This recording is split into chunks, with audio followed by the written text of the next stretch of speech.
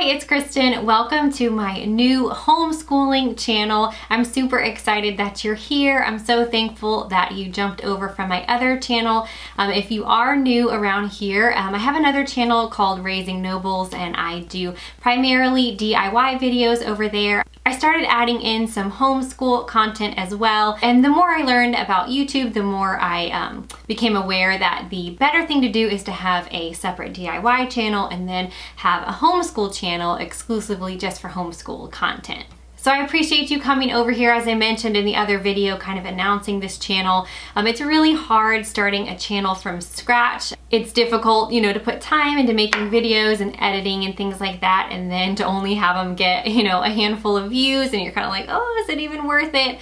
So it was really, really nice that you guys reached out and were like, oh, we missed your homeschool content. That was awesome. And then I'm just so thankful you guys hopped over and subscribed to this channel so you can see all my new videos. I do have a ton of new ideas and things stirring. I'm hoping that this summer will be a great time for me to be able to film a little bit more often and just get out more homeschooling and just home life content here on this channel. So yesterday we wrapped up our homeschool year. So I had a first grader, my daughter was in first grade, and then I had my twin boys are 5 and they did kindergarten this year. And so this video is going to be all about the curriculum that we used for my daughter's first grade year. I'm just gonna kind of give you some final thoughts and kind of how it went and what we liked about it or maybe what we didn't like about it. If you wanna see more in-depth videos on these specific curriculums, I do have those on my other channel.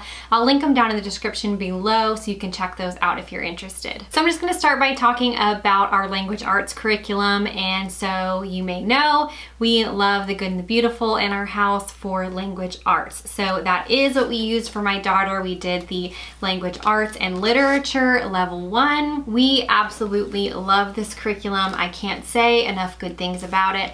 I love that it incorporates the phonics and the reading, and it has right here on the front, it's phonics, reading, spelling, writing, literature, grammar and punctuation, and art appreciation. All of that is packed into just this course book along with a reader, and then some little phonics cards come along with it, but you don't need anything extra other than just lots of readers and things for your child to read throughout the year. Really love that it's faith-based. I love just the foundation that it lays for language arts and literature. I love that it encourages oral narration.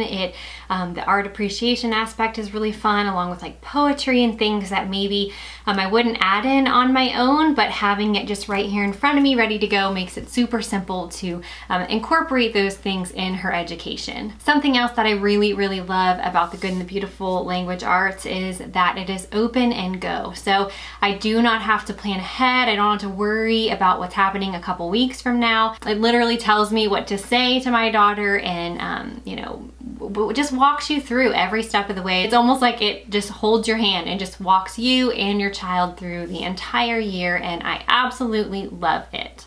The next one I want to talk about is math. So we used math lessons for living education this year. This was our first time using it, and we really do like this curriculum. I will say that in the beginning, when we took the assessment for my daughter, as I said, she was going into the first grade, and so we took the assessment and there were a couple of things on there that she hadn't mastered yet, that it said that she needed to master in order to go into the level 2.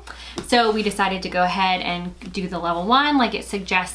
And I will say that I feel like it probably would have been better if I had just paused the math curriculum and worked on those concepts that my daughter needed to master before moving on to level 2, rather than having her work through the entire first grade book or level 1 book, because it was pretty redundant from what she had done in kindergarten. She really understood most of these concepts. We did end up skipping around just a little bit, but I think it was a little bit frustrating to her that it was so easy, that there weren't really many new concepts.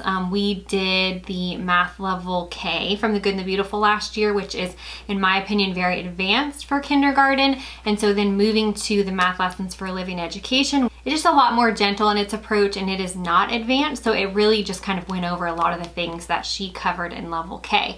But that being said, once we got through the level 1 and moved on to level 2, We've been much happier with it.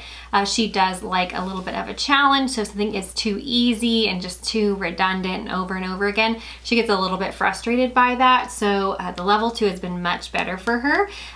Because of that, we are not done with level 2. We're probably about halfway through it. So we are going to most likely pause this and work on something else during the summer and then pick this back up in the fall. But I'm going to make a whole video all about our plans for this summer. So like the things that I'm going to be using and doing during the summer to keep my kids' skills going, and, you know, some form of structure, as well as, you know, make sure that they just don't lose everything that we just worked to teach them for, you know, the past school year. So anyway, that's the math we used. We're still loving it and definitely going to continue on with the math lessons for living education. Probably once we finish 2, I see us moving on to 3 and on like that. So that's math. The next one I was going to talk about is history or social studies. So if you have been following on my other channel, then you may have seen that we started the year using Beautiful Feet books, Early American History. That didn't work for us for a lot of different reasons. I'll put a link to that video in the description below if you want to go check that one out. It also is on my other channel. But we decided, we were a couple months into our school year when we decided that we needed to change it. We were doing this with friends in a co-op, and so when I say we, that's what I mean. My friends and I, we decided we were going to switch it up. So we decided to, since we were kind of partway through the year, we decided to just pivot and move over to social studies. So this is one by Master Books, really easy to get our hands on and not too pricey. So we really enjoyed this book. We're not even completely done with it yet because we didn't start it at the beginning of the school year, but I do like the way the lessons are set up and kind of what it teaches and how it kind of starts with your family and your city, and it moves out to your state and then your country, and then it goes to the world and kind of exploring different cultures and things like that, which has been really, really good for my daughter to be able to see. So we definitely enjoyed this one this year. I'm not sure what we're going to do for next year. As far as history goes, we're still trying to figure that out. So if you have any recommendations, I would love to hear what you have been loving in your homeschool. I really do love to hear what kind of curriculum and things you guys are choosing, and I love checking out new curriculums and things like that. So let me know if you have a history that you really love. All right, next up is our science. So we used also Master Books. We used Life for Beginners, or God's Design, Life for Beginners. So this was a great curriculum. I really did enjoy it. I think the kids did as well. If I had any complaints, it would be I kind of wish there was a little bit more hands-on activities in it, or like little experiments and things like that. I know the kids are young, and that generally comes later, but I thought it would have been fun to just have a little bit more hands-on activities. But otherwise, my daughter has learned a lot. The format is just really simple to follow, pretty open and go, besides just some of the supplies and things that you need, which there is a supply list for you, so it does make it nice and easy. So this was a good one. We really did enjoy this one. And the last thing that I wanted to go over was just the handwriting curriculum. So we used the Good and the Beautiful handwriting. She started out in level 2, and this was for my first grader. This is a great handwriting curriculum. It's really nothing fancy, but it does its job. It teaches the kids just like you want it to.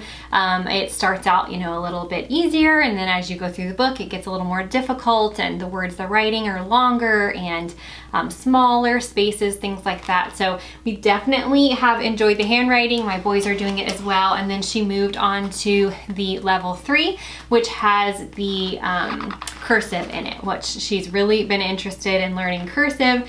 So she's excited about that. This level also has the little rainbow dots that they follow, like the red, orange, yellow, green, blue, to form their letters in their cursive and things like that. So that has been really helpful for her to learn, you know, which way we're going, and just a nice way to learn cursive. So she hasn't made it all the way through this book. We'll just continue it through the summer.